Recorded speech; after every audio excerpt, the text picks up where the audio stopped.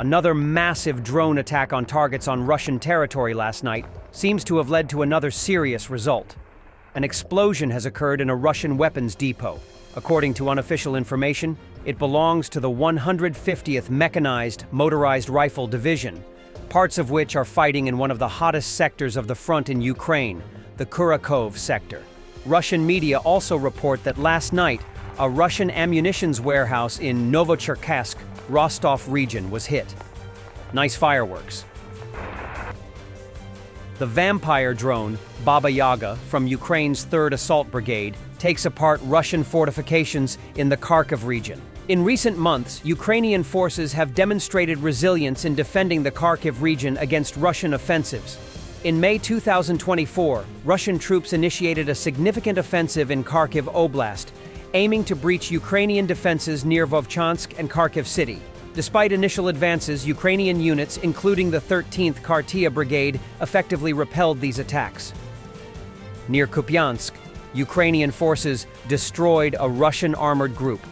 The attack involved 5 vehicles, 2 tanks, and 3 BMPs with infantry, spotted early by aerial reconnaissance. As the infantry dismounted, Ukrainian drone pilots struck the column, destroying BMPs and tanks beyond repair. Russian troops fled to a forest strip, where they were eliminated. As a result of the cooperation of various units, the Ukrainian Defense Forces neutralized 100 invaders in the Kupiansk sector using attack drones and FPV. The 1st Presidential Operational Brigade, named after Hetman Petro Doroshenko Burevy of the National Guard of Ukraine, published the video.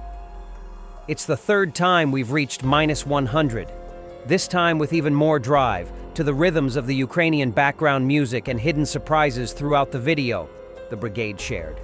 It is reported that this operation was made possible by the joint efforts of the 1st Presidential Operational Brigade, named after Hetman Petro Doroshenko Burevy, and other units of the Ukrainian Defense Forces. In particular, the Unmanned Strike Aviation Systems Battalion Achilles of the 92nd Assault Brigade, Ivan Serko, the Omega Group of the National Guard, the 105th Prince Vladimir the Great Border Guard Detachment, and the Luhansk Border Detachment Revenge.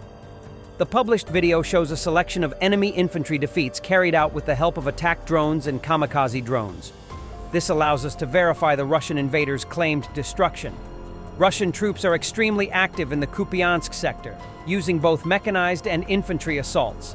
At the same time, the attacks are taking place both in the direction of Kupiansk and Kolesnikivka. For example, during the 3rd week of December, the 14th Mechanized Brigade fought off 2 Russian mechanized assaults near Kupiansk. The 1st Presidential Operational Brigade, named after Hetman Petro Doroshenko Burevy, along with other units, is stopping enemy attacks in the area of Kolesnivka village and sometimes even regaining previously lost ground. German Defense Minister Pistorius does not exclude that Russia may attack NATO territory in a few years. Speaking to the Funky Media Group newspapers, he said, "By 2029 or 2030, Putin could arm Russia enough to be able to attack NATO." Boris Pistorius suggested that Russia may test NATO unity in the next several years by attacking one or another area of the alliance's territory. The minister also mentioned the current hybrid warfare that Putin is waging against Germany. Attacks on infrastructure and energy supply, sabotage in the North and Baltic Seas, violations of regulations in airspace, and social media campaigns are all part of Putin's strategy to unsettle and break down our society, Pistorius said. He warned not to ignore this threat. A Russian column, under an USSR flag, driving towards Ukrainian positions. According to Ukrainian military sources, the attack was repelled. The car with the USSR flag was given a special treatment. Battle scenes from the Kharkiv region by the Kastush-Kalinowski Regiment, a military formation within the armed forces of Ukraine, formed by Belarusian volunteers. Despite facing challenges, including artillery shelling and airstrikes, Ukrainian defenders have maintained control over Kharkiv city and surrounding areas. The Kastush-Kalinowski Regiment is a Belarusian volunteer military unit formed in March 2022 to defend Ukraine against Russian aggression. Named after 19th century Belarusian national hero Kastush Kalinowski, The regiment operates within the Armed Forces of Ukraine. Initially established as a battalion, it expanded to regimental status by May 2022, reflecting its growth and the increasing number of Belarusian volunteers joining its ranks. The regiment comprises multiple battalions, including Litvin, Volat, and Kostyushka, each contributing to various operational roles. The regiment has been actively involved in key battles throughout the conflict, such as the defense of Kyiv, the Battle of Irpin, and operations in eastern Ukraine, including the battles of Severodonetsk, Lysychansk, and Bakhmut.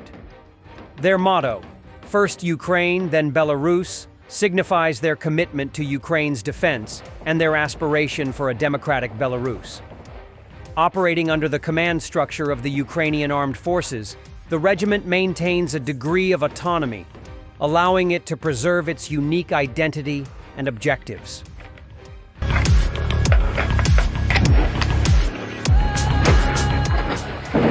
Six dead dolphins were found washed up on the shores of Novorossiysk, according to Russian telegram channels. The likely cause is the Volgoneft fuel oil spill, which poses a serious threat to marine life in the region. The Black Sea is home to 3 species of sea mammals: the bottlenose dolphin, common dolphin, and harbor porpoise, all of which are classified as endangered.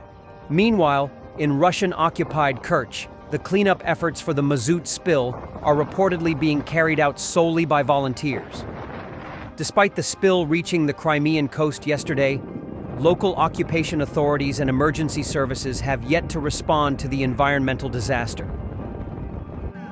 Protests in Georgia against the reversal of the country's pro-European course continue for over 3 weeks now.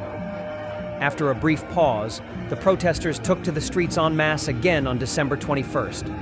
One of the main demands is the recall of the parliamentary elections that the pro-Russian Georgian Dream Party won. The ODIHR OSCE monitoring mission noted a combination of voter intimidation, media bias, unequal conditions, and violations of ballot secrecy during the elections, which did not meet fundamental democratic standards or OSCE commitments necessary for free and fair elections. The opposition believes that this official conclusion creates grounds to host re-election. Last night, people in Tbilisi performed the Kurumi War Dance, a traditional dance of the Ajara region that calls forth the spirits of Georgian fighters of the past centuries. The dance reminds us that in order to have peace, one must be ready for war. Thanks for watching, and don't forget to subscribe. Also, if you want to support Warthog Defense, please become our member and get early access to new videos, exclusive members-only videos, and become administrator in comment section. The membership link is in the description.